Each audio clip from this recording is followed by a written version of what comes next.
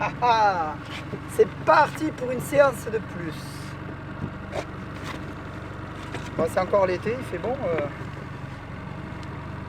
On se la joue pieds nus. Hein.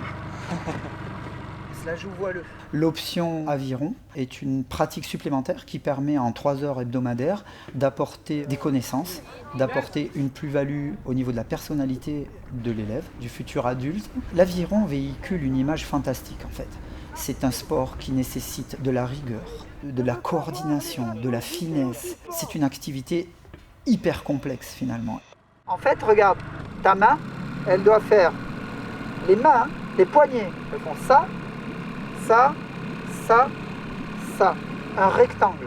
De manière un petit peu annexe à ça, il y a d'autres objectifs, dont un qui est à visée caritative, qui s'appelle la Ronde de l'Espoir, qui permet de passer carrément dans une autre dimension, à travers la gestion de tout un événement sur 48 heures au lycée, plus l'objectif étant de battre un record du monde d'ergo-aviron par équipe, de moins de 18 ans, et nous avons la fierté de pouvoir de nous enorgueillir d'avoir un lycée qui compte 3 records du monde différents en ergo-aviron par équipe.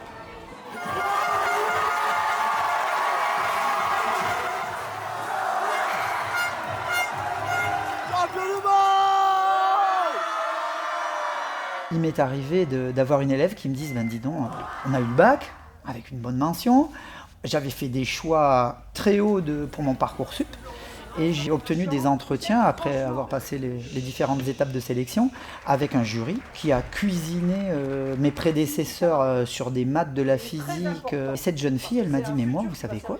Quand ils ont vu que j'avais mis sur mon CV détentrice d'un record du monde d'ergo-aviron, en fait, pendant 20 minutes, ils m'ont demandé ce que c'était que l'aviron, ce que ça m'avait apporté. Et de fait, j'ai réussi ce concours sans être passé par le haut crible de mes connaissances scientifiques.